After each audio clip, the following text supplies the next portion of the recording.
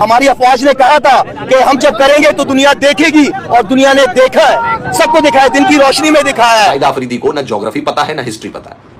अगर ज्योग्राफी शाहिद आफरीदी ने पढ़ ली होती, जहां जिस भी कबीले में रहता था, तो शायद ऐसी बेतुकी बातें ना कर रहा होता। मोदी इनको किस तरफ लेके जा रहा है, किस डायरेक्शन में मोदी इनको लेके जा रहा है। मोदी इनको कनाडा में भी बदनाम किया, कतर में भी बदनाम किया, इंग्लैंड में, अमेरिका में, हर जगह मोदी की वजह से हिंदुस्तानी बंदा बदनाम हो रहा है, जो मैं समझता हूं कि गलत है। अपनी जनता को, अपनी आवाम को बेवकूफ बनाना बंद करो शाहिद आफरीदी, बंद करो। ये जो तुम जहर उगल रहे हो ना, यही वो लोग हैं दोस्तों जो कहते हैं कि पॉलिटिक्स और स्पोर्ट्स को मिक्स नहीं करना चाहिए। यही लोग बोलते हैं ना, ये जिहादी, कि पॉलिटिक्स और स्पोर्ट्स को मिक्स नहीं करना चाहिए। और सबसे ज्यादा स्पोर्ट्स के साथ अगर किसी इंसान ने पॉलिटिक्स को मिक्स किया है तो वो है शाहिद आफरीदी। बुज़दिल अफरीदी पर हंस रही दुनिया। पाकिस्तान को भारत ने इतना ठोका कि उनकी रूह कांप गई, चिथड़े उड़ गए। खूंखार आतंकी से लेकर मुनीर के खास जवान भी अल्लाह के प्यारे हो गए। हमारे जो सारे मिलके जो निकले वो इसलिए निकले कि हम अमन के लिए निकले, अमन पसंद लोग हैं। हमारा दीन हमें अमन सिखाता है, हमारा मुल्क, हम जो दहशतगर्दी के इल्जाम बगैर सबूतों के हम पे लगाते हैं, हम तो कितने अरसे से दहशतगर्दी के खुद शिकार। एक वाहिद कौम है पाकिस्तानी जो हारने को भी सेलिब्रेट करते हैं। ये बेवकूफ बनाते हैं अपनी जनता को। ये हार जाते हैं लेकिन सेलिब्रेट करने शुरू कर देते हैं। पहली ऐसी कौम देख रहा हूं जो हार को सेलिब्रेट करती है, वो है पाकिस्तान। और भारत के दरमियान इस वक्त टेंशन बनी हुई है और भारत के खिलाड़ी भी इस सिलसिले में मैदान में आ चुके हैं और उनका मुतालबा है कि पाकिस्तान के साथ किसी भी सतह पर क्रिकेट ना खेली जाए। आप बतौर कप्तान, बतौर खिलाड़ी क्या समझते हैं कि ये खेलों में सियासत होनी चाहिए? इंसान जो है इंप्रूव करने की कोशिश करता रहता है। जब तक खेलते रहेंगे तो कुछ ना कुछ सीखते रहेंगे, इंप्रूव करते रहेंगे।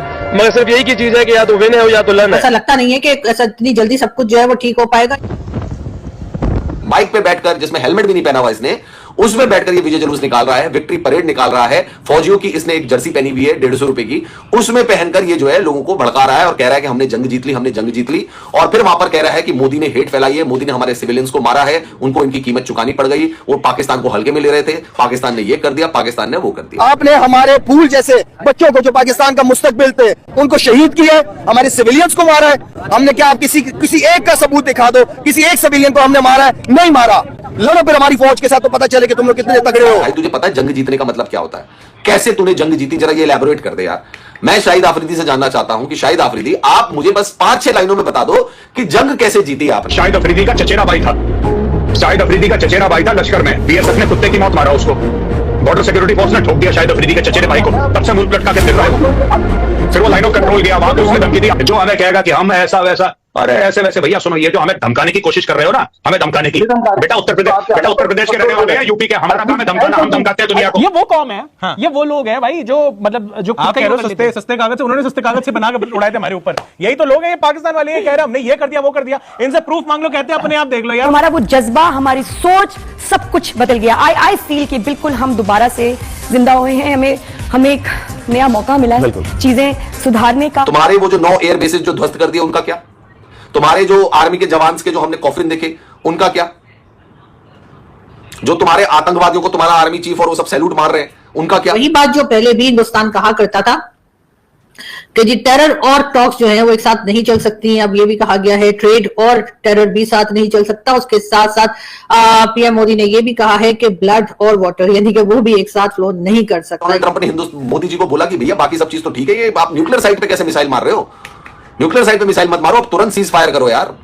इधर उधर तुम्हारी मिसाइल लग गई अगर कहीं, तो बहुत बड़ा एक्सप्लोजन हो जाएगा, बहुत बड़ा धमाका हो जाएगा, आधा पाकिस्तान निपट जाएगा, सिविलियंस निपट जाएंगे। और ये इसका इंटरनेशनली अच्छा मैसेज नहीं जाएगा कि हिंदुस्तान ने इनके न्यूक्लियर साइट्स को तबाह कर दिया। ये इमरान खान क्यों बनना चाहता है ये आदमी? ये बनना चाहे कुछ और बन जाए, परवेज मुशर्रफ बनना चाहे, नवाज शरीफ बनना चाहे, पर होता तो सबका अंत वही है, जेल तो सबको ही जाना पड़ता है इनके। हाँ, लेकिन इमरान खान बनेंगे तो थोड़ा और दर्द उठाना पड़ेगा ना इन्हें।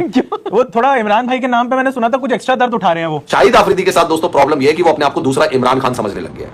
वो समझ रहा है कि जैसे इमरान खान पाकिस्तान का प्रधानमंत्री बन गया, ऐसे ही मैं भी पाकिस्तान का किसी दिन प्रधानमंत्री बन जाऊंगा। अब पाकिस्तान में तो कुछ भी चीज पॉसिबल है यार, इसलिए मुझे लगता है कि वैसे बयान देता है जाहिलों। सबसे पहले अपनी तरफ से, अपनी फैमिली की तरफ से, अपनी दोस्तों की तरफ से, पाकिस्तानियों की तरफ से, ओवरसीज पाकिस्तानियों की तरफ से मैं अपनी अफवाज पाकिस्तान का शुक्रिया अदा करता हूँ, सलूट करता हूँ अपनी पाक फौज को। अल्हम्दुलिल्लाह अल्हम्दुलिल्लाह। देखिए हमारे जो सारे मिलके जो निकले वो इसलिए निकले कि हम अमन के लिए निकले, अमन पसंद लोग हैं। हमारा दीन हमें अमन सिखाता है, हमारा मुल्क, हम जो दहशतगर्दी के इल्जाम बगैर सबूतों के हम पे लगाते हैं, हम तो कितने अरसे से दहशतगर्दी के खुद शिकार है। 80-90 हजार बंदा हमारा शहीद हुआ है। तो आप किस मुंह से 10 मिनट के अंदर बगैर इन्वेस्टिगेशन आप पाकिस्तान के ऊपर इल्जाम लगाते हो?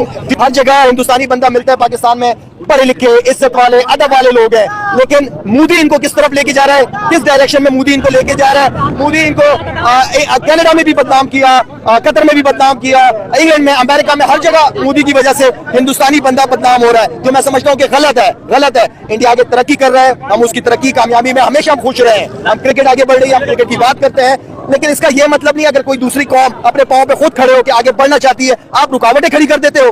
क्या ये पड़ोसियों के हकूक है?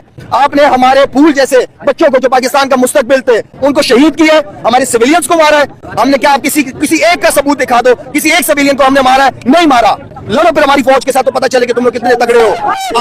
हमारा ये मुल्क कुर्बानियों से बना है, अभी तक हम कुर्बानियां दे रहे हैं इस मुल्क के लिए, हमारे जवानों ने कुर्बानियां दी है। इंशाल्लाह उनकी कुर्बानियां जाया नहीं होंगी। इंशाल्लाह बिलावल को मैं बड़ा अप्रिशिएट करूंगा कि बिलावल ने जिस तरीके से CNN BBC पे इंटरव्यू देके पाकिस्तान की नुमाइंदगी की, मेरे लिए बड़ी खुशी की। ट्रंप ने मोदी जी को बोला कि भैया बाकी सब चीज तो ठीक है, ये आप न्यूक्लियर साइट पे कैसे मिसाइल मार रहे हो?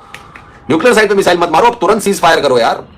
इधर उधर तुम्हारी मिसाइल लग गई अगर कहीं तो बहुत बड़ा एक्सप्लोजन हो जाएगा, बहुत बड़ा धमाका हो जाएगा, आधा पाकिस्तान निपट जाएगा, सिविलियंस निपट जाएंगे, और ये इसका इंटरनेशनली अच्छा मैसेज नहीं जाएगा कि हिंदुस्तान ने इनके न्यूक्लियर साइट्स को तबाह कर दिया। वही बात जो पहले भी हिंदुस्तान कहा करता था कि जी टेरर और टॉक्स जो है वो एक साथ नहीं चल सकती हैं। अब ये भी कहा गया है ट्रेड और टेरर भी साथ नहीं चल सकता। उसके साथ साथ पीएम मोदी ने ये भी कहा है कि ब्लड और वाटर यानी कि वो भी एक साथ फ्लो नहीं कर सकता। यानी कि उससे बात यही समझ में आती है कि भारत जो है वो पाकिस्तान के साथ ना तो बात करने को तैयार है, ना तो ट्रेड करने को तैयार है। और जो वाटर ट्रीटी के ऊपर जो इशू बना था कुछ टाइम पहले, जिसमें कहा जा रहा था कि वाटर ट्रीटी को कैंसिल कर दिया गया है या कर दिया जाएगा, और उसके ऊपर पाकिस्तान ने भी काफी शोर मचाया था कि ये इस तरीके से पाकिस्तान का पानी नहीं रोक सकते। और उसी के ऊपर जो है वो सबसे पहले एक दूसरे के साथ जो है यानी कि जो कश्मीर पिलग्राम का जो वाकया था, उसकी पिलग्राम का जो कह लीजिए टेरर अटैक था, उसके बाद जो एक तू मैं शुरू हुई थी दोनों में, वो फिर पानी पर जाकर रुकी थी और कहा यही गया था कि जी आप पानी को नहीं रोक सकते। लेकिन इस वक्त आज की बात अगर आप लोगों ने सुनी हो और अगर मैं भी सही समझ पा रही हूँ, और जो मैंने सोशल मीडिया पर भी एक नजर दौड़ाई कि देखें कि हमारे लोग, हमारे साथी, चाहे वो पाकिस्तान से हैं, चाहे वो भारत से हैं, हमारे जो कोलीग्स हैं, मैं तो सभी को मीडिया कोलीग समझती हूँ, चाहे वो किसी भी कंट्री में काम कर रहे हो, अगर वो मीडिया में काम कर रहे हैं या मीडिया के साथ हैं तो डेफिनेटली हमारे कोलीग्स ही कहलाएंगे। तो बिल्कुल उनकी भी मैंने ट्वीट्स देखी और उनकी भी मैंने देखा कि वो क्या बता रहे हैं। पाकिस्तान में भी देखा क्या कहा जा रहा है।